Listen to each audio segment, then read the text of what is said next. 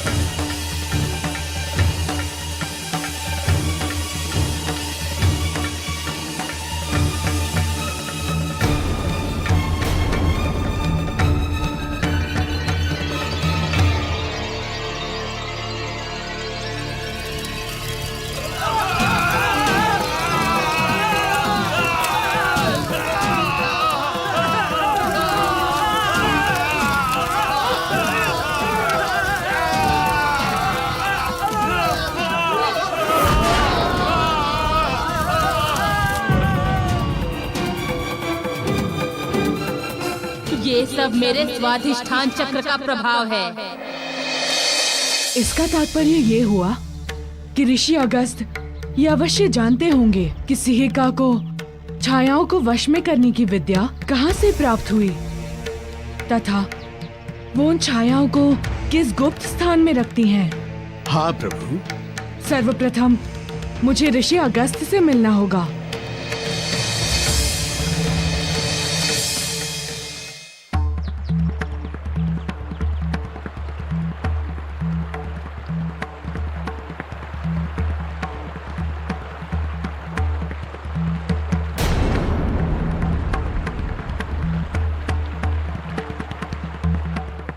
नदी, संभवतः तू जानती नहीं है कि मेरी आज्ञा की अवहेलना का अर्थ क्या है। मैं कब से तुझसे कह रहा हूं कि मुझे मार दो, मुझे मार दो, किंतु ऐसा प्रतीत हो रहा है कि तुझे अपने अभिमान के कोलाहल में मेरा स्वर सुनाई नहीं दे रहा है। अभिमानी नदी, तू सुन ले अपनी गति। आज मैं तेरे कल-कल करते अभिमान को सदा सदा के लिए पी जाऊंगा। आज मैं तेरे इस कल-कल करते अभिमान को सदा सदा के लिए पी जाऊंगा। आज मैं तेरा अस्तित्व समाप्त कर दूंगा इस तरह से। आज मैं तेरा अस्तित्व समाप्त कर दूंगा इस तरह से।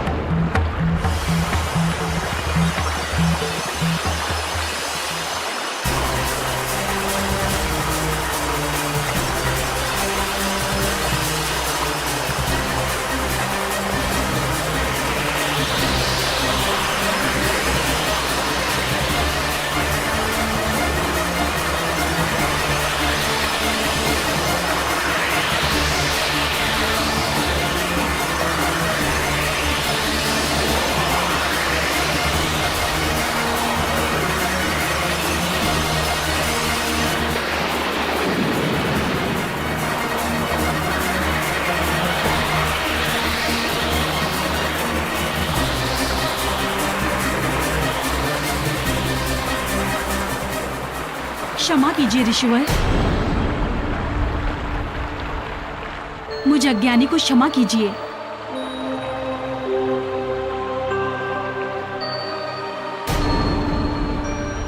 मुझ में इतनी शक्ति कहाँ कि मैं आपका मार्ग रुक सकूं। आप अपनी चरण तो बढ़ाइए, मार्ग आपके चरण उठते ही स्वतः ही बनना प्रारंभ हो जाएगा।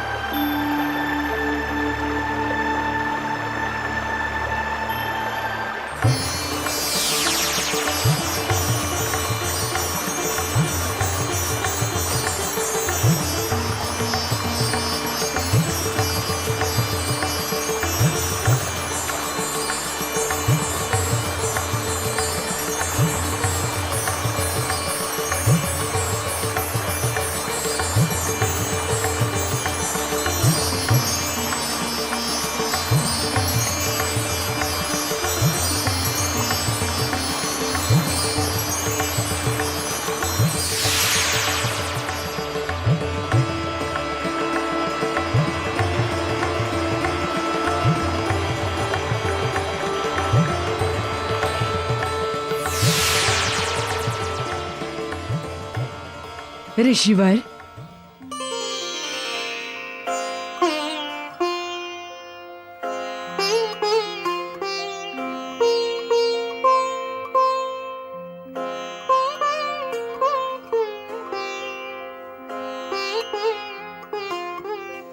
केसरी नंदन पवन पुत्र हनुमान का प्रणाम स्वीकार करें। संसार को आपके परिचय की आवश्यकता नहीं है, किंतु आप यहाँ। ऋषिवर, मैं यहाँ एक विशेष प्रयोजन से आया हूँ। हाँ कहिए। मैं आपसे किसी के विषय में जानने आया हूँ। इसके विषय में? आपकी शिष्या सिहिका के विषय में।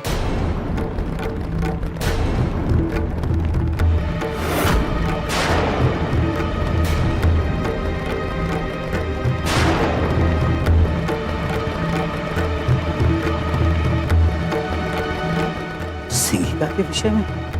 हाँ ऋषिवर। सिंहिका मेरे जीवन की एकमात्र सबसे बड़ी भूल है।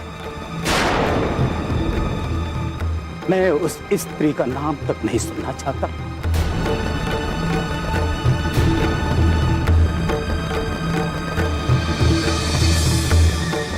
क्षमा करें रुद्रावतार, मैं सिंहिका के संदर्भ में आपकी कोई सहायता नहीं कर सकता। कोई सहायता नहीं कर सकता।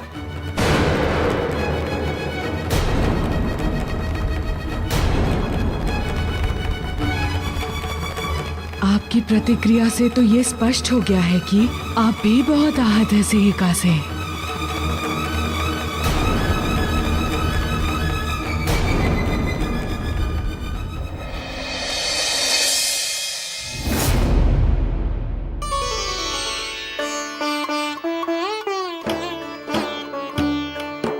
पिताश्री, आप अकेले ही आए?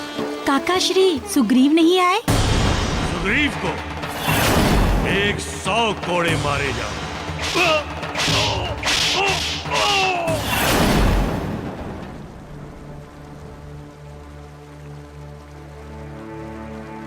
नहीं आए पुत्र। क्यों? काकाश्री सुग्रीव क्यों नहीं आ सके? वो राज्य के किसी आवश्यक कार्य से बाहर गए हुए हैं, उन्हें आने में समय लगेगा, इसलिए वो नहीं आए हैं। किंतु तुम्हें अभी मेरे साथ चलना होगा। अभी? हाँ, अभी, इसी समय। किंतु अभी मैं कैसे जा सकता हूँ? किंतु अभी मैं नहीं जा सकता पिताश्री। हम अभी इस समय गुरुकुल में हैं। हमारी शिक्षा अभी पूर्ण नहीं हुई है, और जब तक मेरी शिक्षा पूर्ण नहीं हो जाती, मैं गुरुकुल छोड़कर नहीं जा सकता।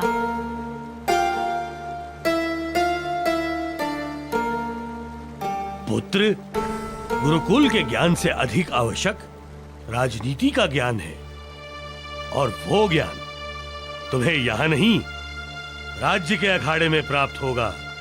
किंतु पिताश्री। अंगद, चलने का अर्थ है चलना। ये मेरी आज्ञा है। पिताश्री, आपकी आज्ञा शिरोधार्य। किंतु इस समय गुरुकुल में हम आपके पुत्र बाद में, हमारे गुरु के शिष्य पहले हैं।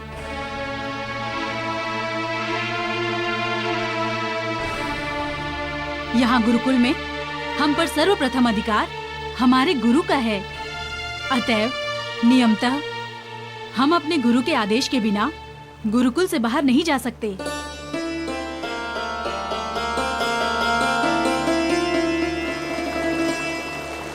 मेरे लिए क्या आदेश है गुरुदेव? पुत्र, यद्यपि तुम्हें तुम्हारे पिता ने मुझे शिक्षा के लिए सुपुर्द किया है,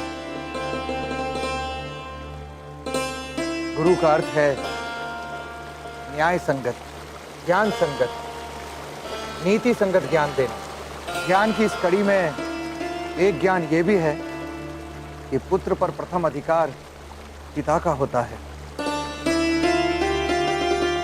गुरु का स्थान द्वितीय है। अतएव पुत्र, तुम्हें अपने पिता की आज्ञा का पालन करना ही चाहिए। जो आज्ञा गुरुदेव।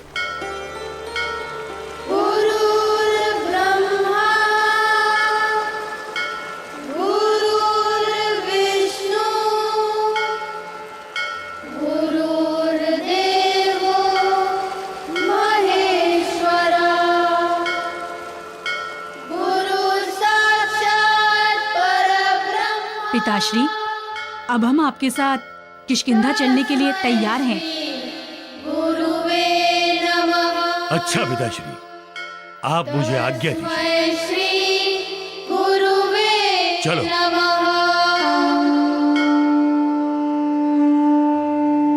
शिवर, मैं आपके हृदय की वेदना को समझ सकता हूँ। किसी गुरु का शिष्य अधर्म के मार्ग पर चल पड़े, धर्म छोड़कर पाप एवं अनाचार करने लगे, तो गुरु के लिए इससे बड़ा दुख एवं इससे बड़ी लज्जा की बात और कोई नहीं हो सकती। शिष्य के ऐसे कृत्य से गुरु की मर्यादा एवं महिमा दोनों कलंकित होती है।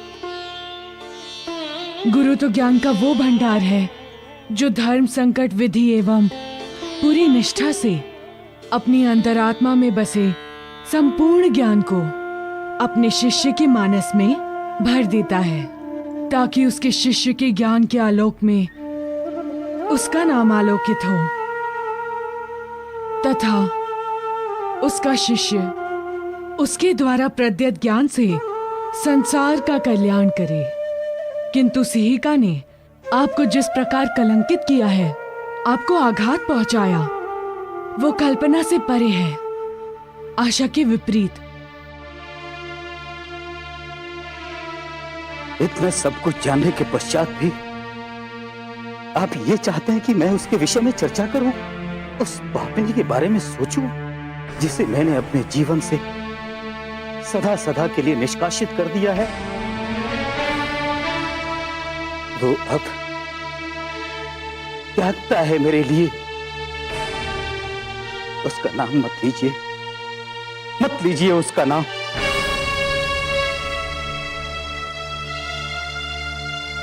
ऋषिवर,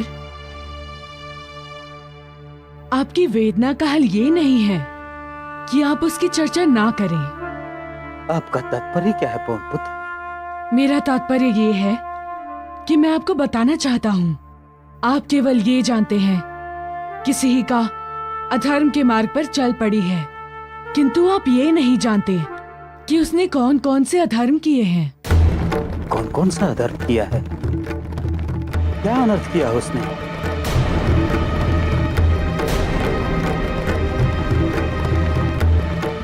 ऋषिवर, सिहिका ने अपनी दैविक शक्तियों का दुरुपयोग किया है, प्राणियों की आत्माओं को अपने वश में किया तथा जिस किसी ने भी उसका प्रतिरोध किया, उसने उसे जलाकर भस्म कर दिया।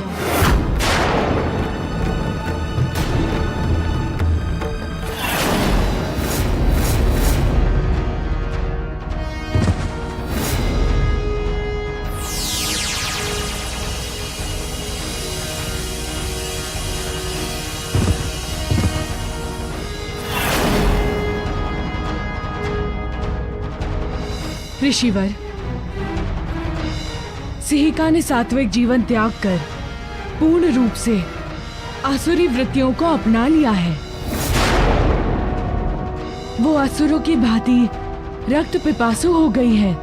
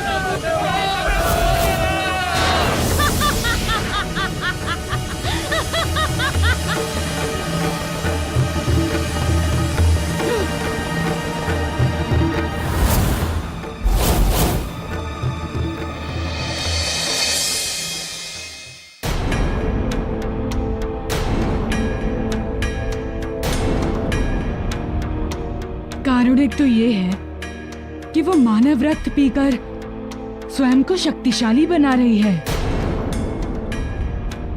और जिन मानवों का रक्त नहीं पीती उन मनुष्यों की छायाओं को उनके शरीर से पृथक कर देती है तथा उनकी छायाओं से शक्तियां अर्जित करती है और उसका ये संपूर्ण प्रयास स्वयं को अविजित रखने की मंशा से प्रेरित है। ऋषिवर, वो स्वयं को सर्वशक्तिमान बनाना चाहती है।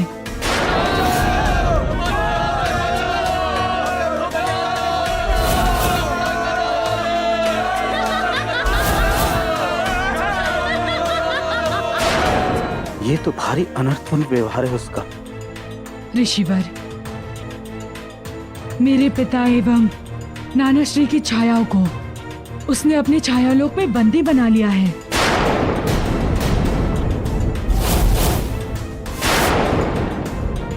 उनका शरीर अभी भी जीवित शव की स्थिति में है। यही कारण है मैं आपके पास आया हूँ। मैं आपसे उसके विषय में विस्तार में जानने आया हूँ और सब कुछ जान लेने के पश्चात ही मैं उसकी मुक्ति का मार्ग खोजने में सक्षम हो पाऊंगा।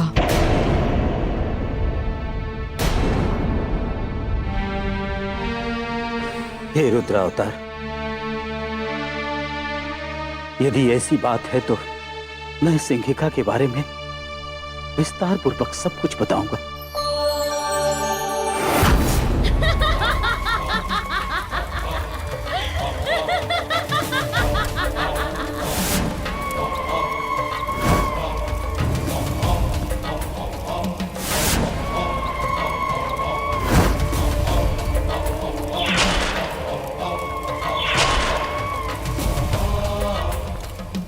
अपराजय सिहिका को आज एक वानर बालक ने पराजित कर दिया, किंतु इसमें भूल हमारी ही थी।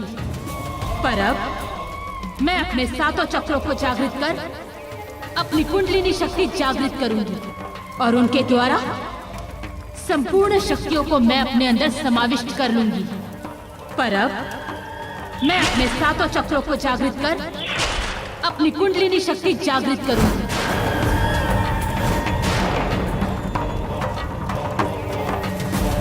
और फिर मैं बन जाऊंगी सर्वशक्तिमान ईश्वर के समान शक्तिशाली।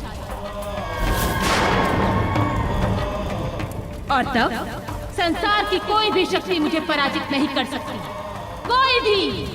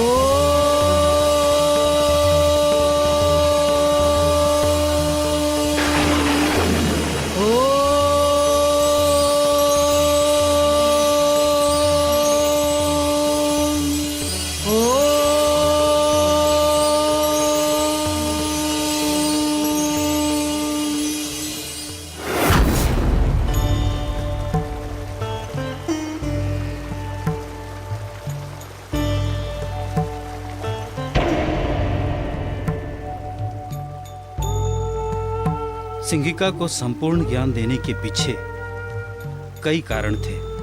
प्रथम कारण तो ये था कि वो एक देवकन्या होते हुए भी अनाथ थी। मैं ही उसका पिता बना और मैं ही उसकी माता। बाल्यकाल से उसका पालन पोषण करते करते मेरे हृदय में उसके प्रति वात्सल्य की धारा बहने लगी। और दूसरा कारण यह था कि वो एक तपस्विनी की पुत्री थी, जिसके चलते उसमें धर्म में तप की लगन थी। उसके उसी लगन को देखकर मैंने एक पिता से आगे बढ़कर उसके गुरु बनने का संकल्प लिया और उसे अपनी शिष्या बनाया। उसके बाद मुझे ऐसा लगने लगा कि मेरी संपूर्ण शक्तियों का योग्य उत्तराधिकारिणी सिंगिका ही बन सकती है।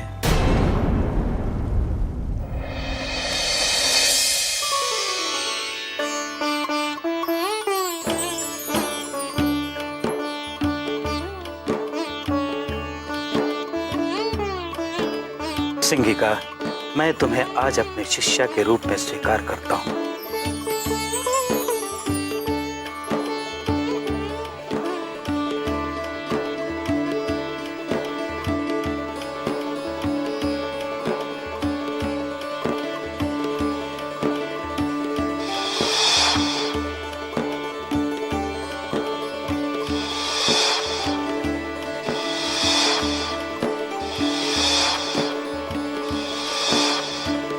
सिंगिका, एक पुत्री के रूप में मुझे सदा प्रिय रही हो। अपने धर्म और तप के आचरण से तुमने मुझे सदा प्रभावित किया है। मुझे विश्वास है कि आज एक शिष्या के रूप में भी मेरी प्रिय शिष्या बनोगी। अपने ज्ञानार्जन से मुझे प्रभावित करती रहोगी। इसीलिए आज मैंने तुम्हें अपना योग्य उत्तराधिकारिणी मानते हुए अपनी संपूर्ण शक्तियों तथा समस्त विद्याओं को तुम्हें प्रदान करूंगा। तुम्हें संसार का वो ज्ञान दूंगा जिसे पाने के पश्चात तुम्हारा सीधा साक्षात्कार ईश्वर से होगा। ब्रह्मांड के समस्त विधानों को समझ सकोगी। मनुष्य के कर्म विधान एवं उनकी नियति से अवगत हो सकोगी। संसार के इस दिव्य ज्ञान को साधने के पश्चात तुम जन्म जन्मांतर से मुक्त हो जाओगी और तुम्हें मोक्ष प्राप्त होगा। गुरुदेव, इस ज्ञान का, इस विद्या का क्या नाम है? इसे क्या कहते हैं गुरुदेव? प्रकृति में अनेकों शरीर हैं, जानवरों के, पक्षियों के, जलचर के, परंतु इस संसार में सबसे उत्तम शरीर मनुष्य का शरीर है। मनुष्य के शरीर के अंदर ही आध्यात्मिक शक्तियों का ज्ञान होता है, किसी दूसरे शरीर में नहीं। आध्यात्मिक और मानसिक शक्ति का भंडार मनुष्य के हर शरीर में होता है, चाहे वो उच्च जाति का हो या नीच जाति का। उसका रंग, उसका नस्ल, चाहे जो भी हो, प्रकृति उसमें कोई भेदभाव नहीं करती। इसीलिए मनुष्य के शरीर को मुक्ति का द्वार कहा जाता है। शरीर के मुख्य केंद्रों में शक्ति का स्पंदन होता है। जब तक हम इस शक्ति को जागृत नहीं कर लेते, इसका कोई लाभ नहीं होता। वो एक बेकार वस्तु की तरह होती है। पर मानव शरीर में शक्तियों के 7 चक्र होते हैं, जिसे योगा अभ्यास द्वारा जागृत किया जा सकता है। मैं तुम्हें अपने शरीर में उन 7 चक्रों को दिखाता हूं।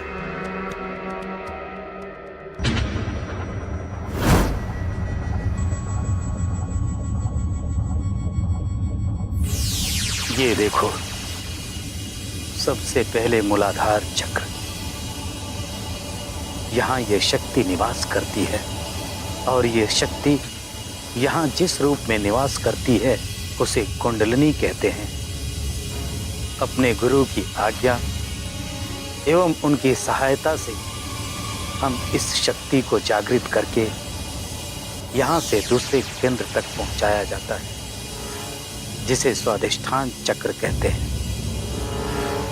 और फिर ये शक्ति स्वाधिष्ठान चक्र का भेदन करके तीसरे केंद्र तक पहुंचती है, जिसे मणिपुर चक्र कहते हैं। और फिर मणिपुर चक्र का भेदन करने के बाद इसे आगे बढ़ाकर चौथे केंद्र तक पहुंचाया जाता है, जिसे अनाहत चक्र कहते हैं। और फिर वहां से विशुद्ध चक्र,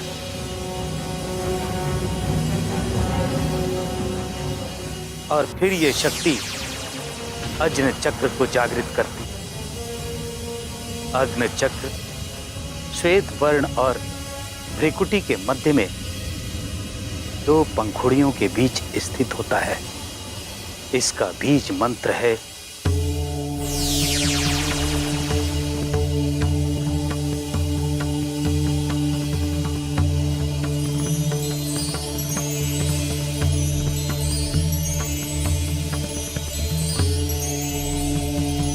यदि इस परम शक्ति का दुरुपयोग किया जाए, कोई भूल हो जाए, तो ये शक्ति बेकाबू हो जाती है, साधक को भटका देती है। और भटका हुआ साधक एक विनाशकारी होता है। वो इस शक्ति के द्वारा दूसरों का विनाश करता है, उसका नाश करता है, और फिर अंत में यही शक्ति उसका अंत कर देती है। इसीलिए ये आवश्यक है कि गुरु की आज्ञा या उनकी सहायता के बिना इसका अभ्यास ना करें, क्योंकि जब ये शक्ति जागृत होती है तो सभी केंद्रों में ऊर्जा एवं तेज का एक ऐसा वेग होता है जैसे गंगा का प्रवाह। उसका तेज कई सूर्यों के प्रकाश के समान प्रकाशमय होता है। जब कुंडलिनी चलती है तो साधक को चेतना की अलग अलग परतों का अनुभव होता है।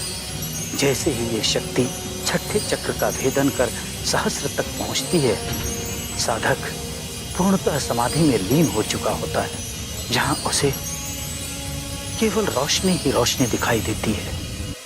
वहां पहुंचकर उसे एक अलौकिक आनंद की अनुभूति होती है, जहां मानव की चेतना आदि और अंत की सीमाओं को पार कर चुकी होती है। वो परम चेतना की परिसीमा है, जहां तीनों काल समस्त लोग उसके सामने प्रकाशमय हो जाते हैं।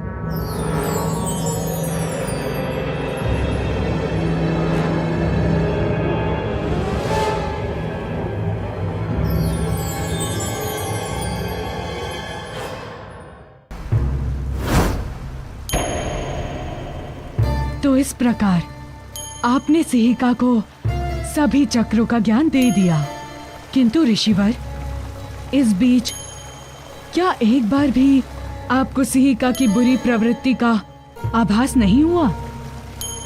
पवन पुत्र, मैंने बचपन से उसका पालन पोषण किया, हमेशा ही उसे धार्मिक प्रवृत्ति का पाया। परंतु अब ये वृत्तांत सुनने के उपरांत मुझे ये लगने लगा है कि संभवतः मेरी आंखों पर मोह की पट्टी पड़ गई थी। इसीलिए मुझे उसमें कोई कमी नहीं दिखाई दी। तत्पश्चात क्या हुआ? क्या सिहिका ने अपने सभी चक्रों को जागृत कर लिया? हाँ प्रभु, देव कन्या होने के कारण वो सामान्य जन की तुलना में शीघ्र एवं सरलता से 6 चक्रों को जागृत कर लिया। मुझे आज भी अच्छी तरह याद है, वो मध्य रात्रि का समय था। उसने अपने 6 चक्रों को जागृत किया।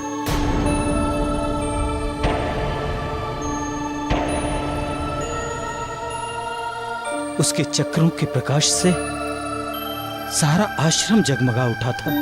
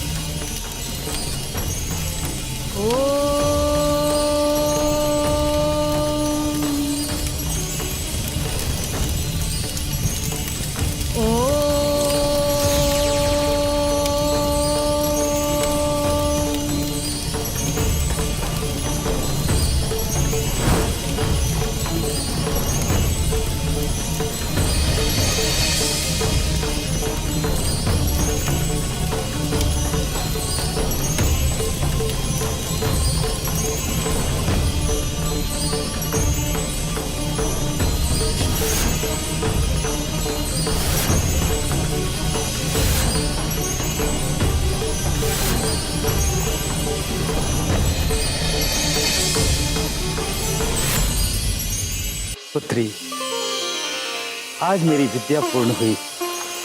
तुमने इतने कम अवधि में 6 चक्रों को जागृत कर लिया। अब केवल 7वें चक्र को जागृत करके कुंडलियां जागृत करनी है। तत्पश्चात तुम ईश्वर से साक्षात्कार करने में सक्षम हो जाओगी। गुरुदेव, आज मैं बहुत प्रसन्न हूँ। आपके ज्ञान एवं मार्गदर्शन का परिणाम है सप्तरंगी शक्तियों का ज्ञान प्राप्त हो सका।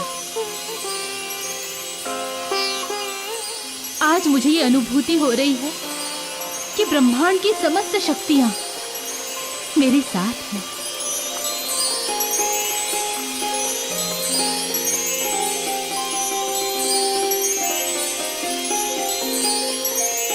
पुत्री, सावधान। मैंने पहले ही बताया है कि इन चक्रों के अपने अपने गुण तथा अवगुण होते हैं। ये पवित्र शक्तियां मनुष्य को ईश्वर से जोड़ती हैं। यदि इनका सदुपयोग किया जाए तो ये लाभकारी होती हैं, किंतु किसी भी कारण से यदि इनका दुरुपयोग किया जाए तो यही लाभकारी शक्तियां विध्वंसकारी सिद्ध होती हैं। कहने का अर्थ है अपनी इच्छाओं पर नियंत्रण आवश्यक है, अन्यथा। आप निश्चिंत रहे गुरुदेव, इन शक्तियों का मैं सही एवं उचित प्रयोग करूंगी।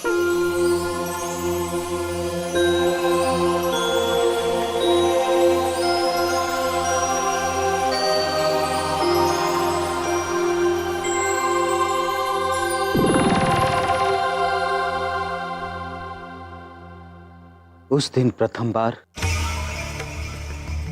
सिंहिका पर मुझे संदेह हुआ। फिर क्या हुआ? क्या सिंहिका ने कुंडलिनी जागृत कर लिया?